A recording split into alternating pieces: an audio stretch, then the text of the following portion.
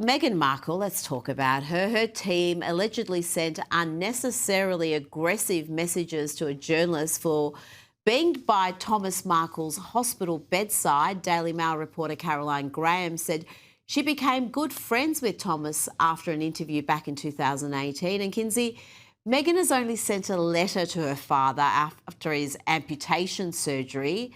But Caroline, who has been by his bedside through all this, said she would walk away from their friendship if it meant he could reconcile with his daughter. Well, you know what? Megan's already walked away because what we found out is while Megan's father sat in a hospital bed, after losing a limb, Megan had a parade of attorneys and embassy employees come through his hospital room with legal documents, some videotaping him for Megan, saying, "Oh, we have to send this to Megan. We have to show her, get it. We have to show us getting this in your hand and send it off to Megan." And for Megan to waste a ton of resources not to check on her father or show sympathy. But according to the Times, we're finding out that Meghan formally breaks up with her father in this letter and reprimands him for his relationship with the media pot meet kettle. So really, I think Oh, we're wrapping yes. up 2025 like Merry Christmas from the worst daughter ever. And we had all that PR spin in the last week or so about how Meghan is desperately trying to find her father, find what hospital he's in, to get this letter to him. So it was all presented as Meghan extending an olive branch, but it doesn't seem to be that at all. Quite the opposite. Michelle Obama, she's facing a backlash after appearing on Jimmy Kimmel's program just hours after her friend Rob Reiner and his wife Michelle were found dead in their home. On the program, Kinsey, she revealed that she and Barack were meant to have dinner with a couple on Sunday, only to discover they had been killed, murdered in their own home. Allegedly by their son. Can you imagine going and sitting on Johnny Incredible. Carson and yucking it up with a comedian and talking about your murdered friend? This is such vulgar behavior. I mean, I thought we'd seen the worst from Michelle Obama. Buckle up. 2025 is not over. If I had plans with murdered friends, I'm not going on Jimmy Kimmel the next day to laugh and to talk about it. Who is advising this woman? If you look up the pictures of her on that program, she's laughing, she's smiling. Yeah. She should have canceled or postponed. But, making the murder about herself, that's absolutely vile. Oh, we had plans. Oh, they didn't show up. I wonder why. A knife to the throat, Michelle Obama. And incredibly, despite not just showing up, because that in itself just shows such poor judgment and self obsession, but she then had a go at President Trump for the way he reacted, the tweet he sent. And you're supposed to be a close friend. And like you said, you're on a comedy program, a late night comedy program, and you've got the nerve to have a go at the president's response. I know it's just like the wrong place, wrong time. The tone shouldn't have been there at all. I mean, she should not have been there at all. She's there promoting what? Herself.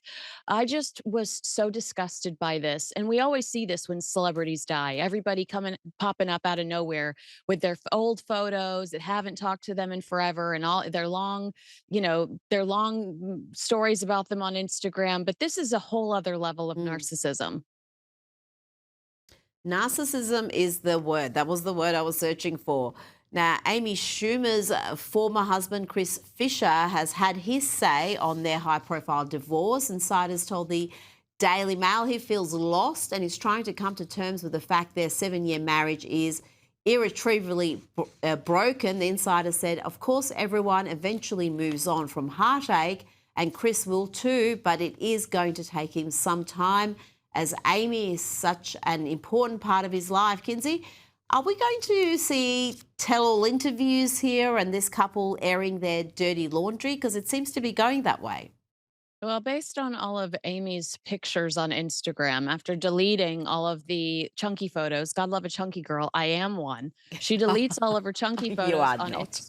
Thank you. She deletes all of her chunky photos on Instagram and starts uploading all of her Ozempic pictures down a dirty carpet, a dirty staircase. I think she loves attention. I think she'll want to put it out there that she's single, looking to mingle. So I absolutely can see her sitting down and doing a tell all because it will garner her attention that she wants. Are we blaming Ozempic for this split? Absolutely. Everyone, yeah, Hollywood is blaming Ozempic for this split. She's lost a ton of weight. She's feeling good about herself. And she says she wants to get back in front of a camera and she wants to get back to work. And they're saying that her focus now is her career and less on her family. And that's why this relationship deteriorated.